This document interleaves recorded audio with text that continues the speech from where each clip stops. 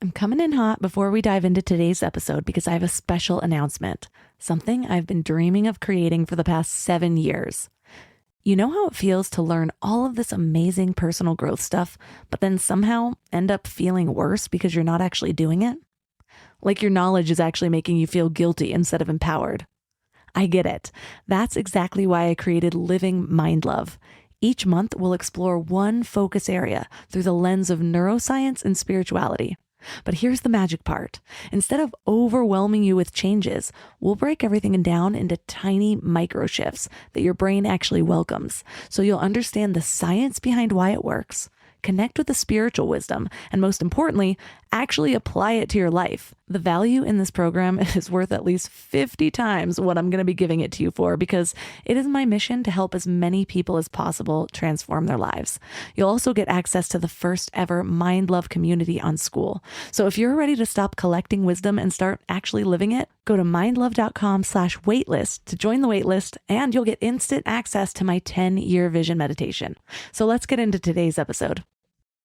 Welcome to Mind Love, episode 201. Today's episode is all about outsmarting uncertainty. And I was afraid. I was afraid of the stigma. I was afraid of what people would think and what people would say. And I was certainly terrified that this meant my eyesight was disappearing quickly, which it was. When I got home, I was so upset. I was humiliated, all because I was afraid of holding a piece of fiberglass. With my eyes closed, still sitting in the chair, the cane is still in my closet, I just started to use my imagination to envision myself holding that cane and being comfortable with the white cane in my hands. Then I pictured myself walking up and down the sidewalk in our neighborhood with confidence. I pictured myself going into the local shops and interacting with neighbors and shop owners alike.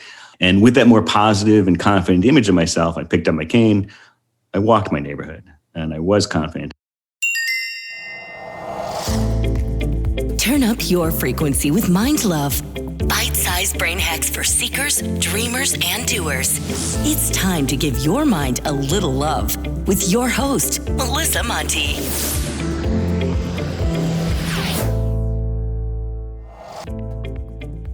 If you haven't subscribed yet, hit that little button. Subscribing, sharing, and 5-star reviews are really a great way to give back if you love the show. They help the show climb the charts, which helps me get even better guests. Today, I would love to share a review from Val Lackner, who says, "I love the openness and rawness of this show. The rarest traits for a podcast host is how Melissa is so honest and real. She shares her personal journey and struggles, which makes her even more relatable and inspiring. She always has the most amazing and insightful guests. They are true professionals, scientists, and experts in their career fields. My mind has literally expanded because of her. I love her thought-provoking podcast." This review actually brought a tear to my eye, so thank you so much, Val. You have no idea how much just taking a few moments to write this made my whole day. And now let's talk about uncertainty.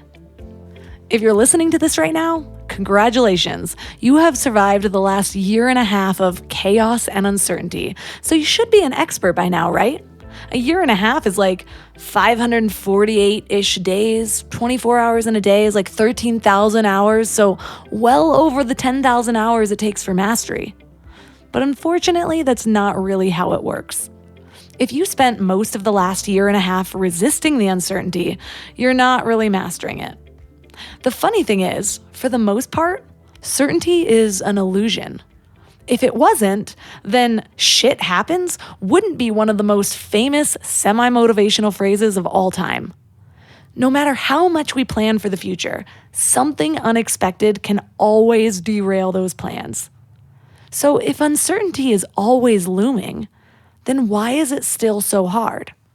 Well, turns out we're actually hardwired to hate it. Studies show that uncertainty is even more stressful than knowing something bad is definitely going to happen. About 5 years ago, a team of researchers published the most sophisticated experiment ever conceived on the relationship between uncertainty and stress. This experiment was pretty crazy. The volunteers for the experiment played a computer game requiring them to overturn rocks that might have snakes hidden under them. Well, if a snake appeared, the participants were given a painful electric shock throughout their bodies. So obviously they were pretty motivated to figure out which rocks hid the snakes. So they tried learning the habits of the snake population. Well, because of this, the study coordinators then made sure that the level of certainty would fluctuate but still remain high. So they would think they got it, but then all of a sudden something would change. Well, long story short, I'm clever. The main finding was that all measures of stress, both subjective and objective, maxed out when uncertainty was the highest. When predictability was at 50%, so when people had absolutely no clue whether they were about to get shocked, their stress peaked. More so than if they just knew they were going to be shocked. Interesting, right? I used to think I was great at uncertainty. In my 20s, I prided myself on my spontaneity. My life was fairly out of anyone's control, let alone my own, so it didn't really seem to faze me when unexpected or even bad things happened. Or so I thought. Turns out, I wasn't actually good at dealing with change or uncertainty. I was just terrible at planning, so I didn't really have many expectations. And the ones that I did have were low, because I didn't know any better. And if I did manage to have an expectation that wasn't met, I was already numbing out a host of other things, so anything new just kind of got hidden away with the others. Well, the lesson is that if your main coping mechanism of dealing with change or uncertainty is to numb it out, whether you're drinking, taking drugs, prescription or otherwise, eating, scrolling, or any other means of consumption, then you're not actually dealing with it. Well, why is that so bad, especially if it gets you through another day? Well, it's not always, but the problem is you're not helping yourself to learn to deal with it any better. You're not integrating life's lessons and leveling up. You're just using a cheat code to stay in the game longer while not actually getting any better at it, which brings more stress and more pain and more reasons to numb. The good news is we can learn to live with uncertainty. And this is probably one of the most valuable skills we can learn because life is full of uncertainty. Not to mention that prolonged stress is really damaging to our health, both physically and mentally. So that's what we're talking about today. And our guest is Mark Valenziano. He is an expert at facing uncertainty.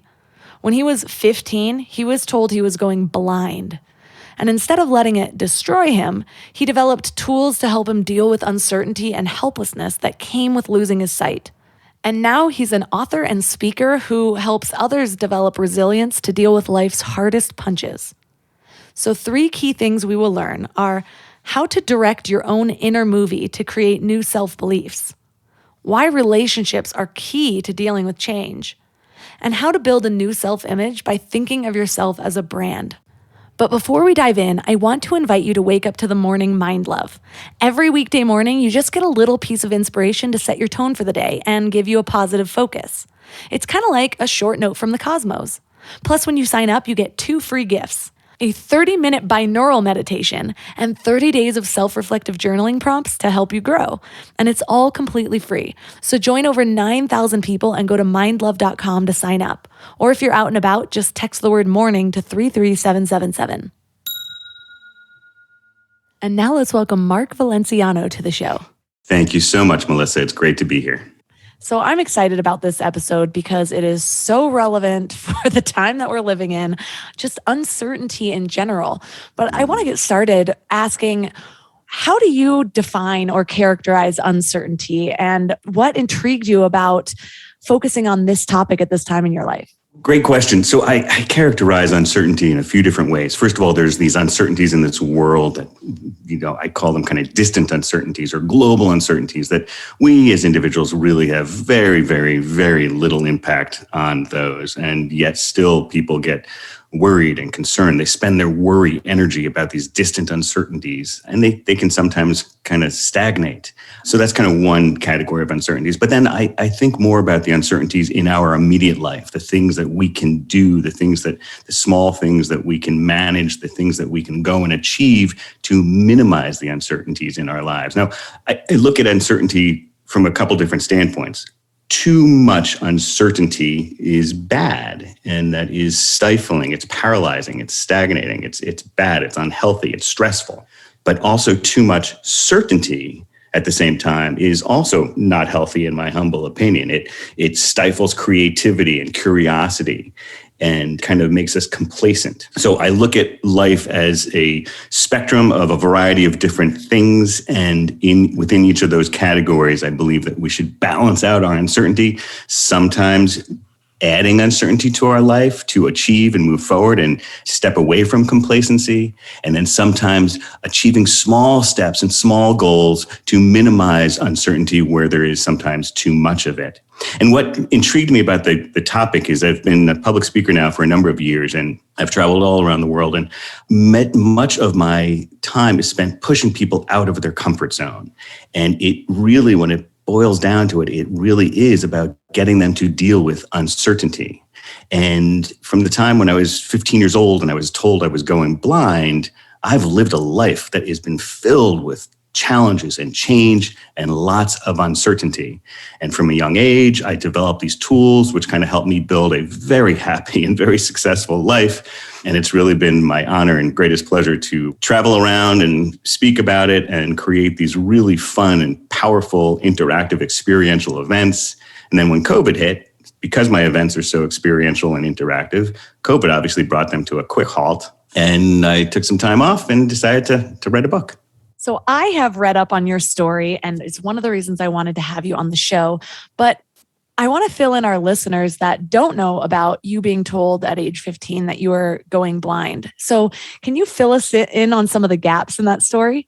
Yeah, sure. It's an intense thing to be a 15-year-old boy. I wanted to be thinking about girls and cars and sports and maybe start thinking about college. But then to be told I was going to be blind was a real kick to the gut. And it had happened, something happened to me. I was in school and something happened where I, in a matter of just a moment or two, I lost all of my eyesight. That sent me to a doctor that evening. And the doctor explained that, the total loss of sight at that moment was going to be temporary, and that sight would come back over the next couple of days. But while he was examining my retinas, he noticed some things called flecks, and was able to, tie this back to a rare disease that was going to ultimately rob me of my eyesight. So it really took me by complete surprise. Nobody else in my family had any kind of disease like this. And so after a little bit of time feeling sorry for myself, I realized that something had to change, something had to give, because I was not going to go through life. I was not going to let this eyesight thing paralyze me. I was not going to let this eyesight thing, be used as an excuse. And so I started to develop these tools that help me get through college, help me become a young professional, help me build strong relationships. And as I said, really build a very happy life and ultimately a very successful life. And I'm a big believer that success comes from happiness. It's not the other way around. People that are pursuing and chasing success so that they can be happy, I think that's a flawed thought process. I think they should pursue happiness, and then success comes pretty easily.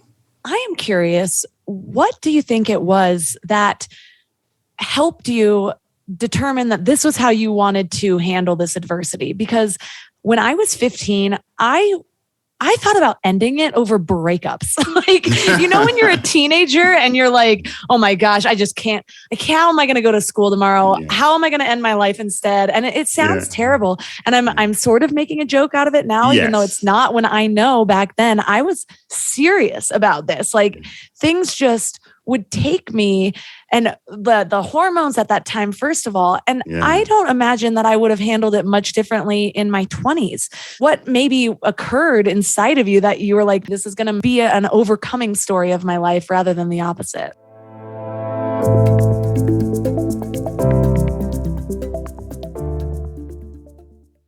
Before we go deep today, I want to give you a little gift, and I want to give it to you every single day.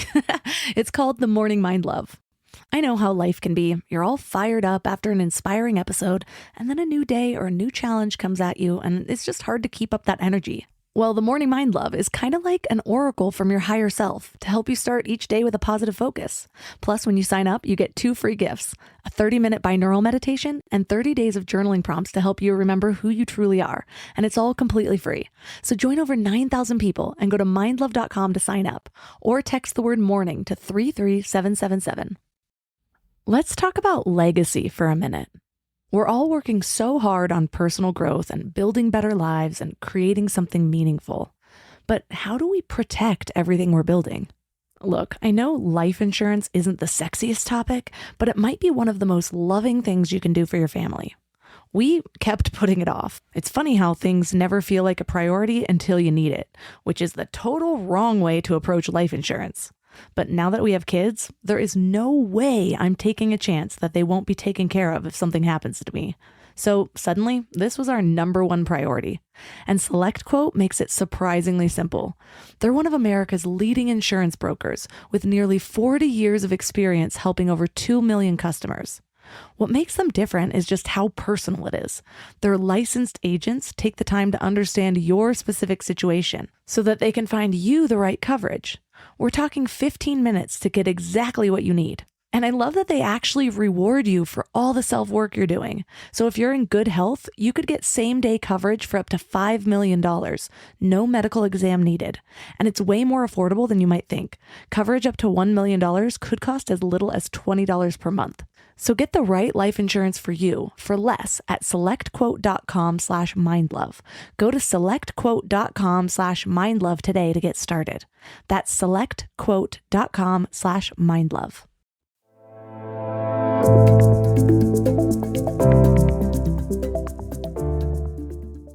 What maybe occurred inside of you that you were like, no, I'm going to do this the right way. This is going to make me, this is going to be an overcoming story of my life rather than the opposite. Yeah, interesting question. So the weird thing is I was kind of, as I said, I was kind of spent a few months down and feeling sorry for myself. And then I literally found myself in a movie theater and I was paying no attention to the movie that I was there to see, but rather I was imagining myself up on that big screen in a movie about my life, in a movie about me. There I was up on that screen, a teenage boy who just a few months earlier had been told he's going blind. How was that character up on the screen going to react? What was the next scene of that character's story going to be in that movie? And how was that story going to unfold? How was I going to react? How was my life going to unfold? And honestly, Melissa, it was like an epiphany at that moment in that theater alone. I just realized that I still could control my future. I could control how I reacted to that news. I could not change the news. I did have a disease. I went to a lot of doctors all up and down the East Coast, and they all confirmed the diagnosis. So I could not change that. I could not control that. But it dawned on me in that movie theater that I could control how I reacted. And I realized that somebody was writing the scripts for these movies that we go and see. Somebody was thinking far into the future and determining the storylines for those characters. And in this particular case, that young boy up on the screen. And then I realized, well, why couldn't I determine the most important storyline in my own life? And right then and there, it was born, the metaphorical tool that I would use to help guide me through all of life's challenges and transitions and changes. And I call it my inner movie. And I get to write and direct and star in every single one of the next scenes. And I've used this inner movie to help me determine what I wanted to do as far as a career, help me determine that I wanted to start a company, help me determine that when the time was right to sell my company. I've used my inner movie to determine what kind of person I wanted to be during some of the most tragic times of loss in my life, and also determine what kind of person I want to be during great times of elation in my life. So your imagination is a really, really powerful tool that can help you manage uncertainty. It can help you think ahead, which I think is a really big, important element of managing uncertainty, is being able to think ahead and anticipate. And I've just used my inner movie a lot. Right before I step on stage or before I step into a business meeting or whatever, I roll my inner movie and I determine what I want the outcome of that event to be. How do I want the audience to feel when I'm done with this speech? What do I want the outcome to be of this meeting? etc. So that's kind of how it all started back at age 15. And, I'm in my mid 50s now, and I've got an awesome life. So I know that a lot of people have these inner movies, whether they realize they're the directors of them or not, but they tend to assume that this is going to have an unhappy ending, or this is going to be one of those like dystopian nightmare movies where you're like, how do I feel after this movie? Right. And so what do you use when you find yourself going down that rabbit hole of doubt or despair, or thinking, what if this doesn't work out? What if I fail in front of everybody? What if I can't figure my shit out? What if I don't have a retirement up to it? Or like something small will happen. I like lose my purse and suddenly I'm like homeless and dying in my inner movie.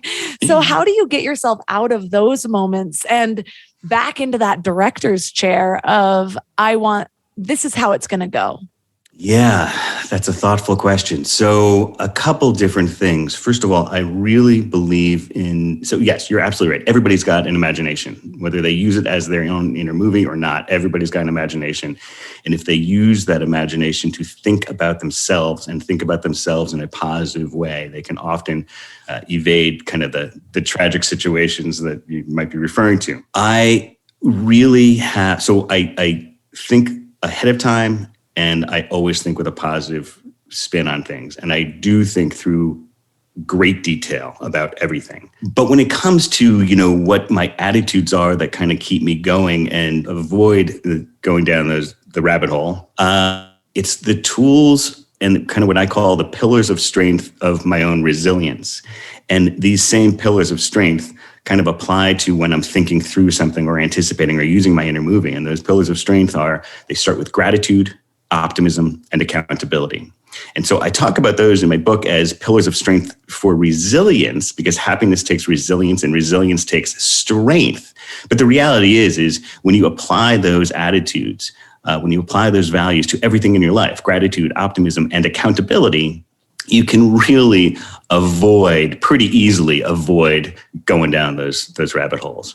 It's funny because I actually just did an Instagram post about this idea of inner movie, only I was considering years ago, I believe it was Joe Rogan talk about, when I'm feeling unmotivated, I just pretend that there is a camera crew following me around documenting my success story. And do I want this to be in my success story? And I was like, genius. So I used that for a period of time and I still use it sometimes, but now I have this 6-month-old baby and he actually is watching me. And I called him the accountability buddy that you can't get rid of. And so all of a sudden I can feel these like old shadows surfacing up, or I notice the times in my life where I'm not the higher version of myself that I would like other people to see, but I might have been able to hide that because it's just me alone with myself. And I noticed that because of some of the things that I've gone through in my life, I am pretty good at handling the bigger things. Like if there's a trauma coming my way, when COVID started to happen, I was immediately like, okay, there's a reason for this. I am mentally prepared. I've got my mindset tools. But when it's something small, a lot of times that doesn't like click in and register for me. For example, my husband uses the last of the oat milk and I can't make my latte. And oh my gosh, it is the worst day of my life. And suddenly I'm not quite as optimistic as I'd like to be. That's funny. No, I'm thinking that you need more oat milk in the house. I just went and bought some right before this interview. So I'm okay now, but it was a whole thing. And so do you find yourself having it more difficulty kind of getting through the smaller things, or do you just also check in with yourself and ask, okay, am I optimistic? Am I grateful? Am I accountable? So no, I of course struggle with little things every once in a while as well. And I think self-awareness is really key. We need to determine what kind of person we want to be. And sometimes, and having a great self-awareness, having a great picture of ourselves and a really good understanding and awareness of who it is that we want to be with and who we are today and who we want to be tomorrow. Having that great self-awareness not only helps us create the roadmap to get us to where we want to go, but it also helps make it clear when our life is a little bit off course. And then it allows us the opportunity to correct our our course of action or our behaviors, our words and our behaviors. And so as an example of that, being blind, my body takes a beating. I have a teeny little sliver of my peripheral vision, and I work that damn sliver of my vision really, really hard to help me avoid obstacles. But the reality is I, every single day, am bumping into the corners of walls, or we have a lot of archways in our home, and I will often bump my shoulder into an archway because I've made a turn before I should have. I often am, my shins, my knees, my shoulders, even my face is taken a beating from walking to chairs or half open doors. Once I was walking down the sidewalk at a pretty confident clip, and bam, I walked right into an enormous oak tree and cut up my whole face. And when I would do these things in my home, spontaneously, I would combust. I would punch a wall, or I'd slap my hand down on our granite countertops. And this was really not who I wanted to be. I didn't want to be angrily bursting out because of my, lack of sight and because I hit my head on the cabinet door. And I know, so it pained me because it was not who I wanted to be. It was not how I saw myself. And I know it pained my wife. She did not like to see that behavior. And so what I did was I sat down one day and I realized, okay, something's got to change here and it's got to be me. And so I sat down, closed my eyes, rolled my inner movie, and I saw that behavior. I saw myself, in one of the many times hurting my shin or hitting my face on something or whatever, and slapping the unforgiving granite countertop. And then I rolled my inner movie and I pictured that scene again, but I pictured it with a more positive script. And now when those things occur, because they still occur every day, but now what I do is my behavior, my action is different. I pause, I close my eyes, I bite my lip out of maybe a little bit of the pain I might be enduring, or out of just the pure frustration. And then I issue to myself a basically imperceptible smile that says, it's just part of the journey, move on. Do I do that 100% of the time? No. But am I pretty darn good most all of the time? Yeah, it's great. So self-awareness, layering in kind of the gratitude and the optimism and accountability. This happens to be more under the accountability category. And that I'm optimistic that I can do it. But having that self-awareness, knowing the kind of person that I want to be, and then recognizing that my life is a little bit off course with my behaviors, because my behaviors or my words sometimes are not congruent with who I want to be. And then you take a break, get yourself back on course. Another quick example of that is a woman that I've come across in my work over the last few years.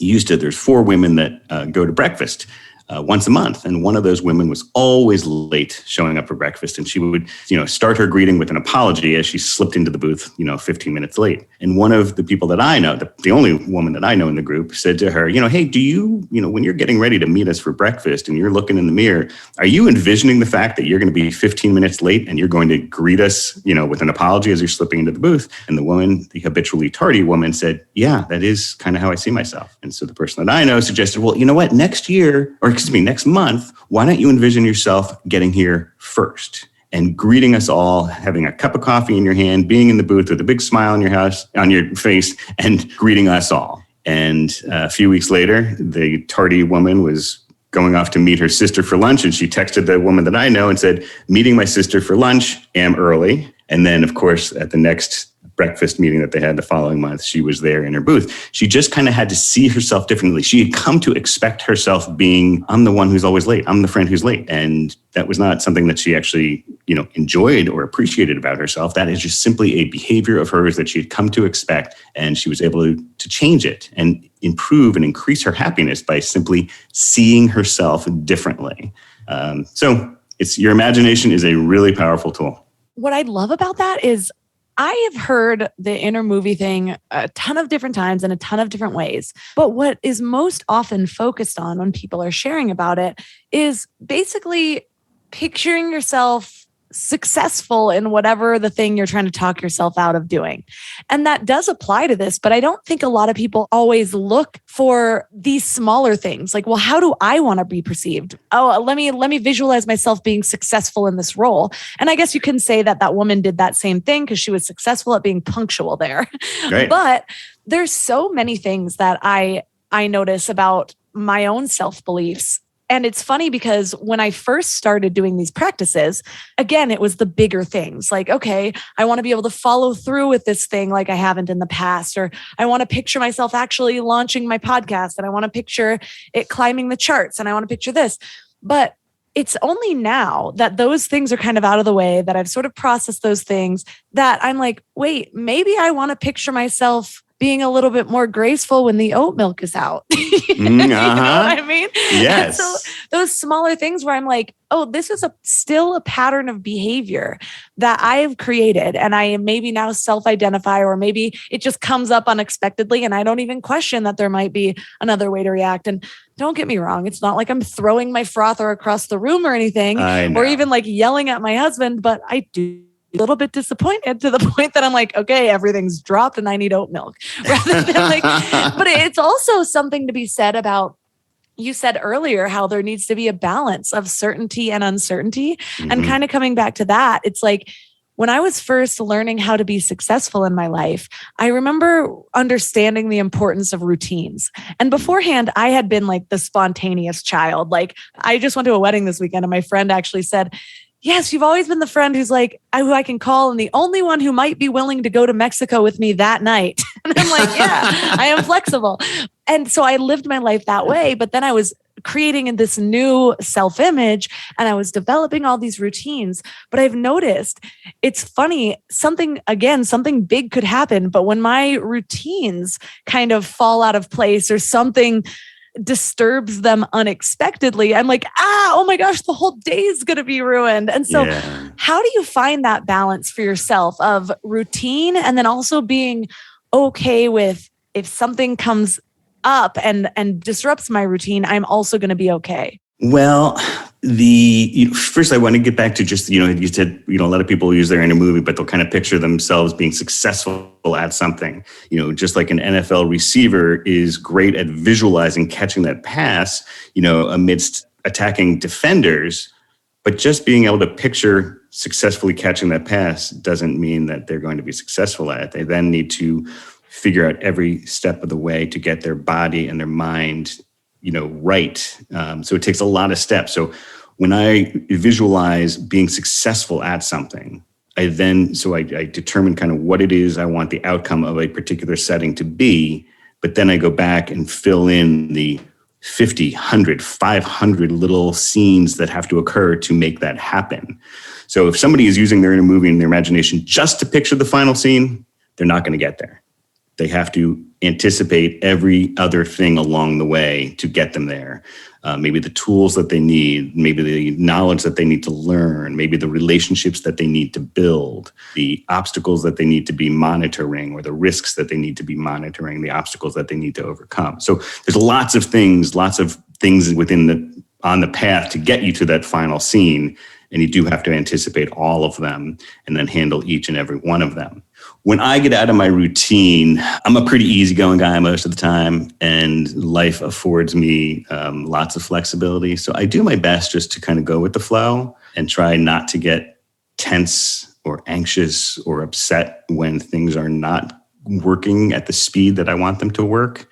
And then it becomes one of those things that I can't control. And so acceptance is far more freeing and empowering than resistance.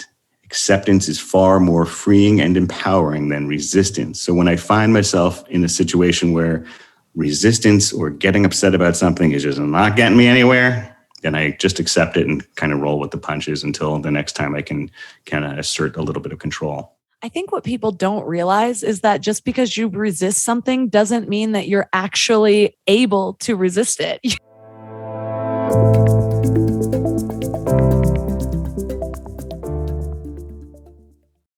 Growing a business is a lot like personal growth. You need the right tools and the right support system. But finding those perfect team members, that can kind of feel like searching for a unicorn, which is why I'm excited about Indeed's approach. Instead of endless searching, they focus on matching. If you need to hire, you need Indeed. It's a matching and hiring platform with over 350 million global monthly visitors. And here's what makes it so special. Their technology actually learns what works for you. So the more you use it, the better it gets at finding people who align with your vision. Think of it as your hiring meditation app. It helps you cut through the noise and focus on what matters. You can schedule, screen, and message candidates all in one place. And it works. 93% of employers say Indeed delivers the highest quality matches compared to other job sites. And that's why more than 3.5 million businesses worldwide trust Indeed to help them hire great talent fast. And listeners of this show will get a $75 sponsored job credit to get your jobs more visibility at Indeed.com/mindlove.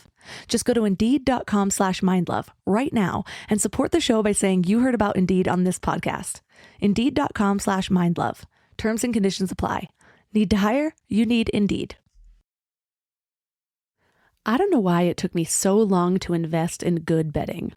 I resisted it for years, but something flipped in me about 3 years ago. And now I'm basically a pillow connoisseur. I've tried them all, and I get weirdly excited about good bedding. Because here's the thing, we spend a third of our lives in bed, and the quality of that time affects literally everything else, which is why I'm so excited to tell you about my latest obsession, Lagoon Sleep Pillows. What sets them apart is their matching system. You take a quick 2-minute quiz about your sleep style and your preferences, and then they match you with your perfect pillow. I was matched with their Otter pillow, and I am so impressed. Lately, I've just needed more support, and this seems to cradle me in all the right places. I'm also low-key obsessed with their travel pillow, which I use for way more than just travel. I actually hug it, use it as leg support, and of course, take it on trips with me. Well, the secret is in their adjustable fill. You can add or remove it to get that perfect alignment for your spine. A study even found that the right supportive pillow can improve sleep quality by 63%. And Lagoon lets you try their matched pillow for 100 nights risk-free. Free returns, no questions asked. Falling asleep has never been easier. I toss and turn less and just wake up feeling refreshed every morning. Go to lagoonsleep.com and take their awesome 2-minute sleep quiz to find your match. Use the code MIND for 15% off your first purchase.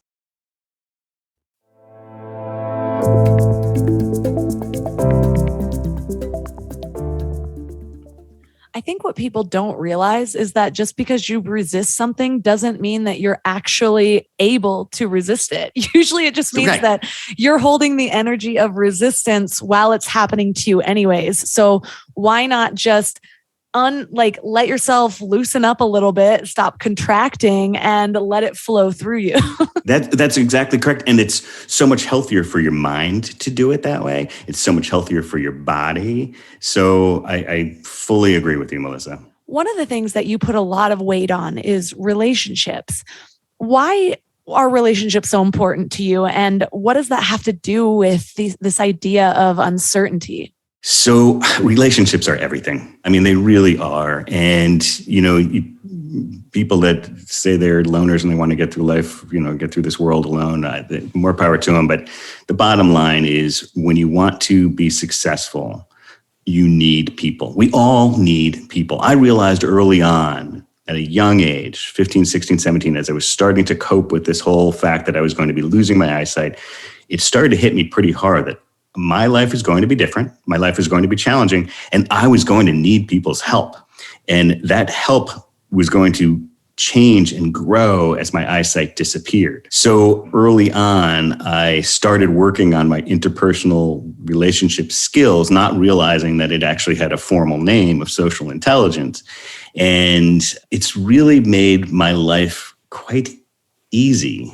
It sounds crazy since I've spent a life, losing my eyesight and I've had to endure a lot of other loss, but it's the people in my life that have helped me. So, we all need these relationships. It is relationships that pick us up when we're down. It is relationships that celebrate our successes, but it's also relationships that help us achieve our goals. They help us get to where we want to go, and they help us minimize the uncertainty because knowledge and people bring us knowledge, and they can introduce us to other people, and all of those kinds of things help us to reduce the uncertainty as we're pursuing our goals.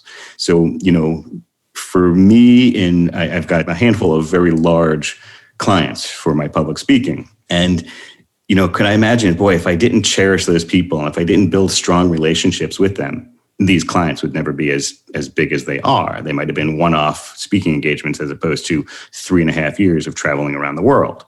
So I think people need to really understand and grasp that people, relationships, whether it's your immediate family, of course, but your community, your neighbors, get to know them.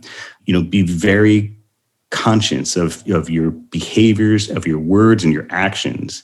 And, whether it's in the workplace environment and you're building relationships with the people above you, the people next to you, or the people below you, whether you're building relationships with your clients and your customers, with your vendors and your suppliers, whether you're building relationships in your community, whether it's a, church or other organizations or just in your neighborhoods, having strong relationships is so, so key to happiness. And again, happiness is so key to success. So when you were moving into this place of, I'm going to need a lot more help in my life, what was that process like of understanding that you're going to have to learn to ask for help? I know that is something that so many of us struggle with. I am notoriously horrible at asking for help for some reason. Maybe it's being an only child. I've always kind of just done things on my own. And so I feel like I go into fight or flight when I need to ask for help. And it's something that I've been trying to work on, because a lot of times people do want to help me and I'm not even allowing them the gift of being able to help somebody else because I'm shutting it down. And so how did you get yourself to a place of being okay with asking for help? I'm other than your life kind of forcing it on you. Yeah. And so real quick though, do you appreciate when somebody asks you for help? Don't you feel good helping? I love helping. And I logically know that. Right. I want people to ask me for help, but for some reason, I didn't even have a bachelorette party or a bridal shower because I didn't want to ask things of people. And looking back, that's so silly. It is. Asking for help is hard. And I know that it's hard for most people. And I think early on, I had to decide a couple different things. Who to tell. This was about my eyesight. So, now I'm off at college and I'm living with a bunch of strangers and attending class with a bunch of strangers. And, these are people that I have no idea who these people are really in the beginning. But I was going to pretty early on need some help. And so I had to figure out, first of all, who I was going to tell about my eyesight, how I was going to tell them, and when I was going to tell them. And often it came around the topic of, I need something. Boy, I can't read that sign over there. Can you please help me? And here's why I can't read it. And so that kind of flowed right into, who I was telling and how I was telling and when I was telling them. And I realized that people, they like to help.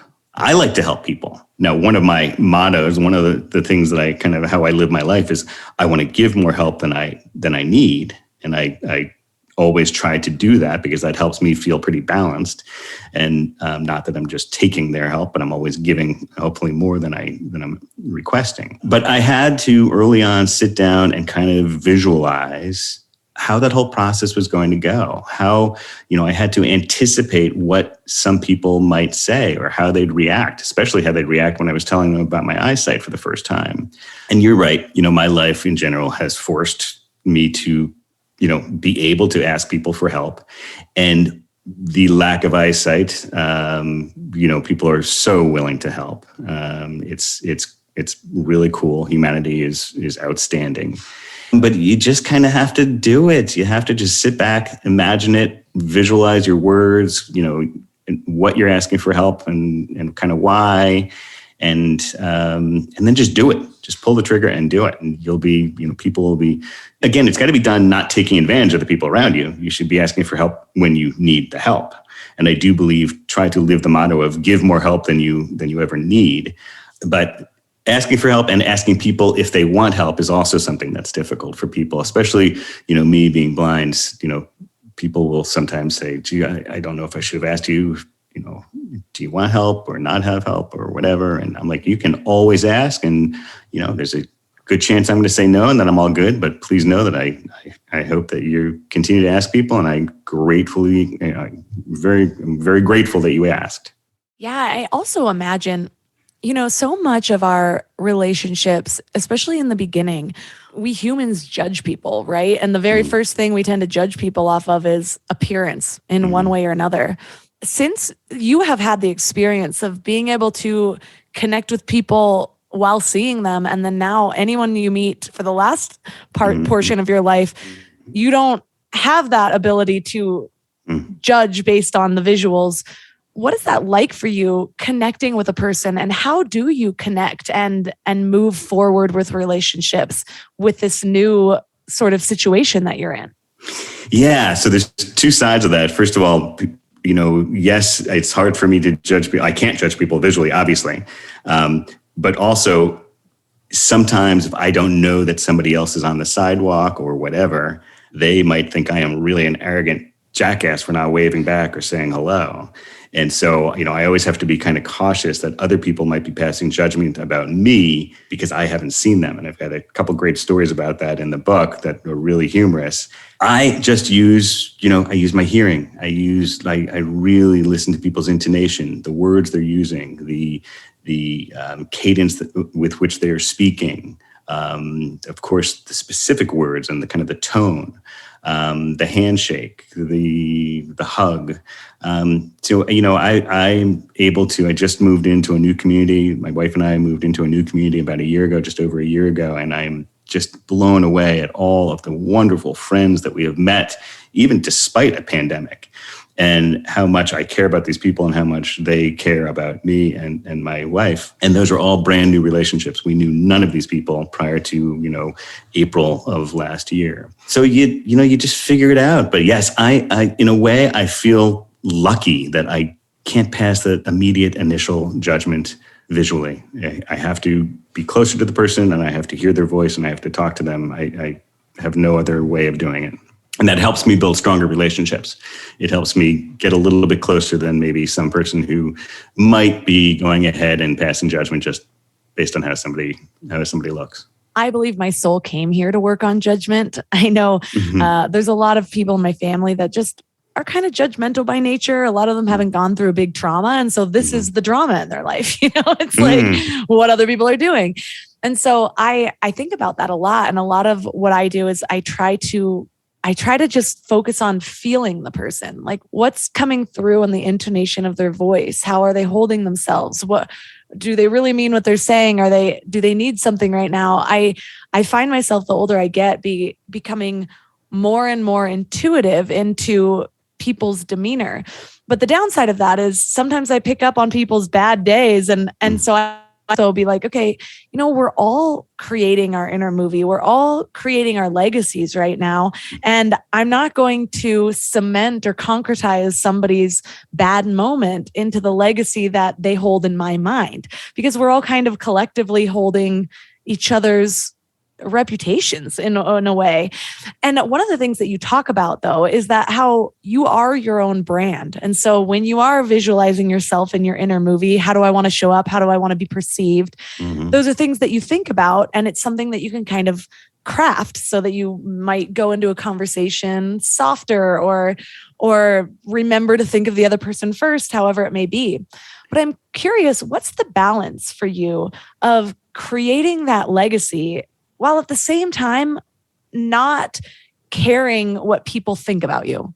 Well, I do care about what people think from the standpoint of as long as I'm living up to the person that I want to be. I want to be kind. I want to be helpful.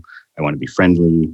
I want to be fun, a variety of different things. So as long as I'm living up to who I want to be, I care, about the people around me, my friends, my family, the community, I do care what they think to a degree.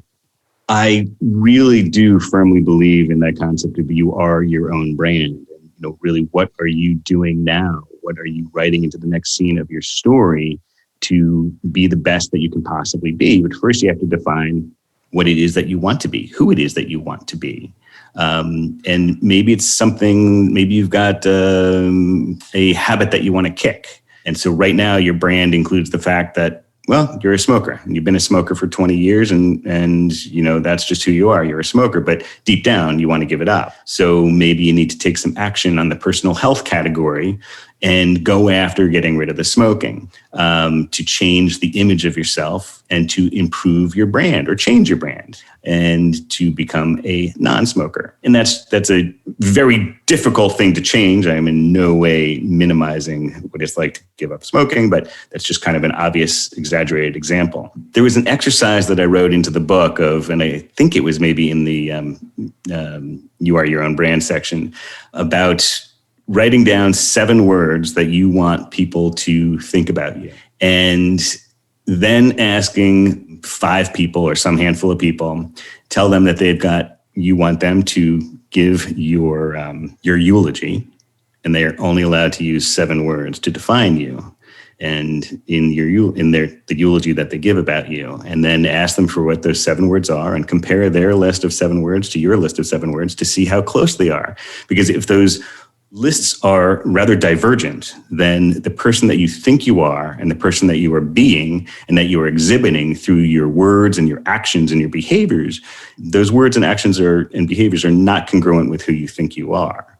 And so I think that's a really valuable exercise to kind of figure out who it is you want to be, and write that down, and then get some other people to, write the 7 words they would use in their eulogy to see how close your outward behavior is to inwardly how you feel you want to be. For some reason, I was reminded of this story in my own life that I don't think I've ever shared before, or I even really thought about in this way. But I remember this moment. I had been doing a lot of work on myself to overcome some of the traumas that I had dealt with when I was younger, in my 20s. And I was a party girl in my 20s. A lot of it was just numbing what I was feeling. But then there was this kind of transitional period where I started going to yoga a lot. And so I was still going and like partying at night, doing party drugs, numbing things out. But during the day, I was laying the foundation of like yoga, trying to eat better, live holistically. But at the time, I still had a very serious eating disorder. I was pretty heavily bulimic. And it was my deepest shame. It was the thing that I hoped nobody found out about. And so I had been making so many positive changes in my life that I started to see myself differently. Instead of being this party girl that was like a shit show, kind of hitting a rock bottom every weekend, I was seeing myself as somebody who could be different, who could change, who could add value to other people's lives.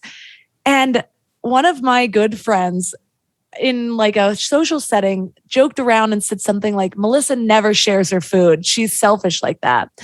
And she did not know I had an eating disorder, that I was binge eating frequently. So yeah, I did not share my food. Food was like, it was like a drug addict finding crack, Right. So it was the first glimpse that even though people didn't know what I was struggling with, that it was still seeping out in other ways, and it was still negatively affecting people around me, even though I thought it was all about me. And I think that moment was able to be a mirror on the shadow sides of myself that I thought I had under control, even if it's just under control in the way of being able to hide it in the way that I wanted to.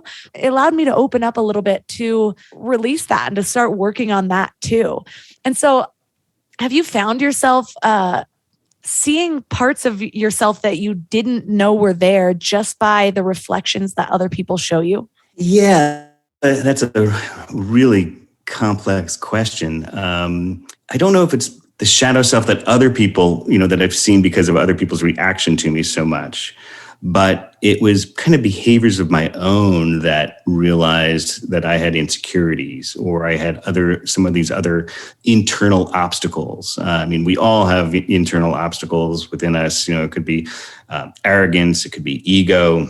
Apathy is a big one. And for me, in this one particular case, it was insecurity. And, we all have insecurities, but it's how do you deal with them, and do you deal with them?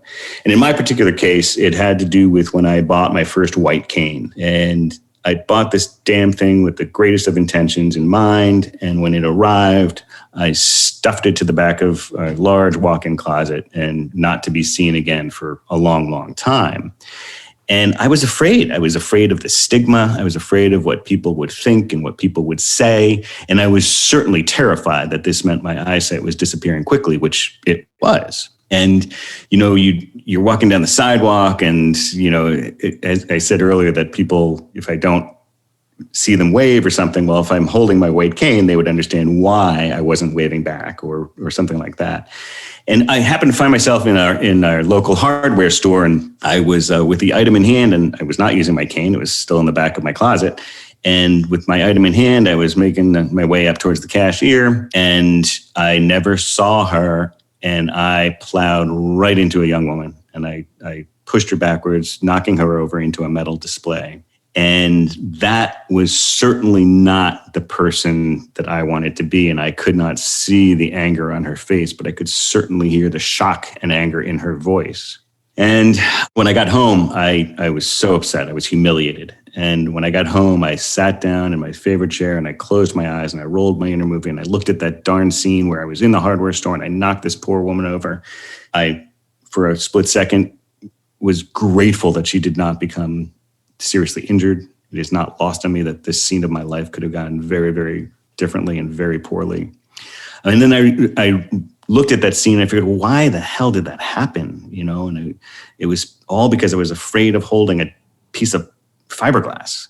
So then I, with my eyes closed, still sitting in the chair, the cane is still in my closet, I just started to use my imagination to envision myself holding that cane and being comfortable with the white cane in my hands. Then I pictured myself walking up and down the sidewalk and in our neighborhood with confidence. I pictured myself going into the local shops and interacting with neighbors and shop owners alike, most all of who would not have known that I was losing my eyesight. Even though I'd lived in the neighborhood for decades, most people, except for my close friends, had no idea that I was losing my eyesight.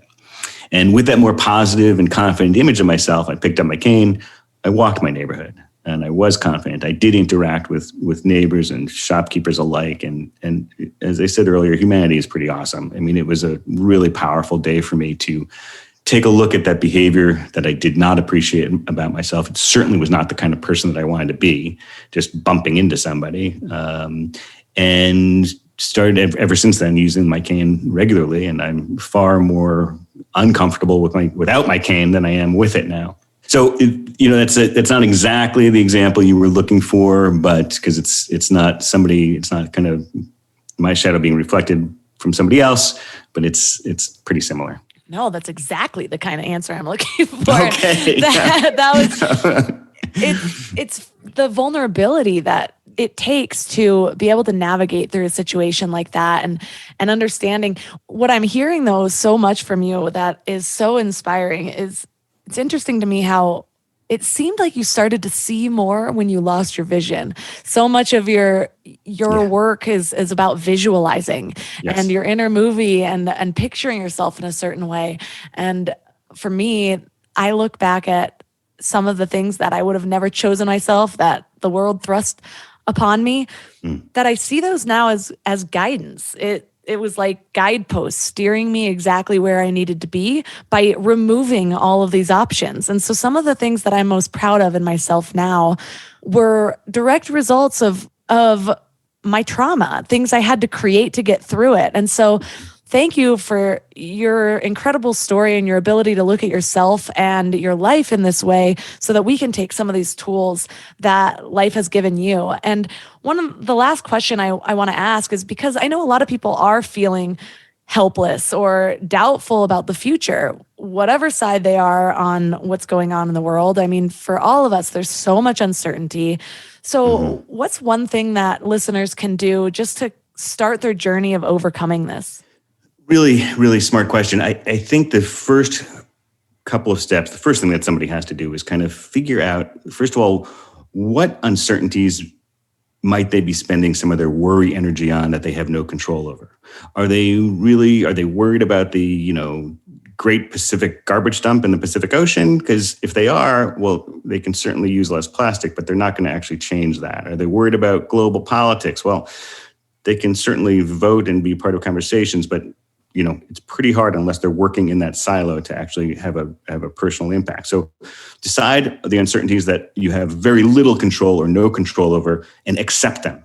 Accept them. Acceptance is far more freeing, as I said.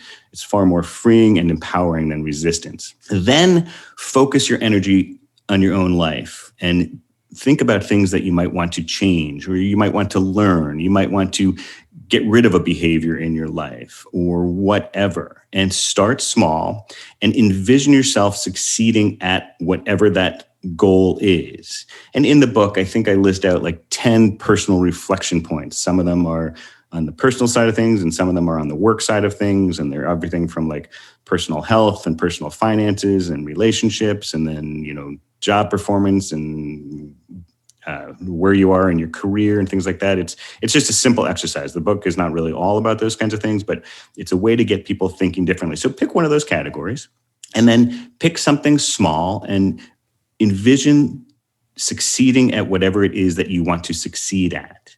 And visualize that proud smile on your face. Visualize the warmth in your heart and the little lilt in your step from succeeding. And then think back over all of the steps it's going to take that you're going to need to accomplish to actually get to that picture that you're visualizing. And again, it's totally cool to start small. It really is. Maybe you just want to go and, walk a half a mile every single night, but you haven't done it. Well, think through why you haven't done it, and figure out, remove those obstacles of why you haven't done it, and then visualize yourself doing it and go do it. But I think that's really the key of how to start the process of managing uncertainty. Start small, pick small things, and start achieving those small things. And all of a sudden, you're going to realize that you have more control over a lot of the little uncertainties in your life. Use uncertainty. In many cases, you can use uncertainty as an inspiring motivator to get you to accomplish things. And if you're overwhelmed by uncertainty, then take some small steps and achieve them to bring down the level of uncertainty. And it's in the book, it's called the Balanced Uncertainty Index. And it's a great way to kind of balance out your life. And if you have too much uncertainty, then bring it down by achieving some simple goals. And if you have way too much certainty and you're complacent and you're not creative anymore, then go ahead and seek some goals and throw some more uncertainty into your life and pursue them to shake it up a little bit. So that's kind of where I would start. That's a great place to start. I know personally that sometimes when the big things happen, when I do some big accomplishment, I'm like, oh my gosh, yes, it does change my self-belief a little bit, but I can always convince myself that maybe that's a fluke. But the things that definitely build my self-belief are all of the little things. And it's because it's the little things, the little actions that actually build our habits most of the time. And those are the things that stack on top of each other to create the foundation for the bigger things that we want to act on in life. And so thank you so much for everything that you've brought to this conversation. You're and for welcome. Listeners that are interested in learning more about you, connecting with you, and learning about your book, where's the best place for them to connect? Thanks, Melissa. The best place for people to go is outsmartinguncertainty.com. Just simply outsmartinguncertainty.com. It's the title of the book. They'll learn some information about the book. From there, they can click through to my website and learn more about me. They can contact me directly. I answer my own phone. I respond to all my own emails, so don't hesitate. Anybody can contact me at any time. If they just want to go and buy the book, they can go to Amazon or Barnes & Noble or wherever and look up Outsmarting Uncertainty. But to learn more, just go to outsmartinguncertainty.com. All of the links for this episode will be at mindlove.com/201. So for this week, your challenge is to develop your own inner movie. So maybe this is going to help you deal with uncertainty. Maybe it's going to help you deal with a new self-belief or a new habit you're trying to create. For me, if you listen to episode 197, you will know that I am on a sober curious journey that I hope is going to last for a really long time. I committed to sober September, but I actually started August 24th, which is my baby's 6-month birthday. And so the self-belief and the inner movie that I've been creating is I am not the type of person that drinks. I just don't like it that much. Which is almost difficult for me to say because I really used to love wine. Red wine was just kind of my thing. I didn't feel like I overdid it, but I did like to have it more days than not. I thought because I wasn't getting drunk that it was fine. But anyways, those are all the excuses that you could hear in episode 197. But I have been using my inner movie to develop a new self-image and to picture myself going to events with my skin glowing, energy levels just naturally high and vibrant, people looking at me like, wow, she sure does have a lot of fun without a drink in her hand. So whatever it takes to help you see yourself in a new way, It's funny because somebody reached out after I posted a photo of myself at a wedding on September 12th, which I also talked about in episode 197. I was like, oh my gosh, I'm doing this when there's a wedding coming up. And I got through it. I did bring some jukes and botanic tonics, which I mentioned in that episode also. Check the show notes of this episode too, because I have a discount code for you for botanic tonics. And it's a really great one because you actually do feel a little something in your body. And it was great. I honestly felt awesome. And I'm even more excited about it because after it was over, I realized that crucial moment of getting through the hard thing, doing the decision, even though it was a special occasion and it was my first wedding in over a year and a half and all the things, doing that made me realize that it was easy, that I could do it at any time, that I didn't have to doubt myself or create my own levels of uncertainty because of future events or pressure or whatever. So these inner movies are really, really helpful. And I want to know what your inner movie is about. So reach out to me on Instagram at mindlovemelissa and share what you are working through right now. If you want to support the show, you can either take a screenshot and share this on social media and tag Mind Love Podcast and Mind Love Melissa, or the best way to support the show is by joining Mind Love Premium. You get the backlog of all of the exclusive episodes, and you can sign up right on my website at mindlove.com/premium or right there in Apple Podcasts, although I prefer you do it from my website. Other ways to support the show are by supporting my amazing sponsors, by sharing, or by leaving a 5-star review on Apple Podcasts. And if you do, you just might hear your review read in the beginning of the show. That's all for today, so thanks for giving your mind a little love today, and I'll see you next week. Thanks for tuning into Your Higher Frequency with Mind Love. Head to mindlove.com for a free gift to keep your vibes up until next week.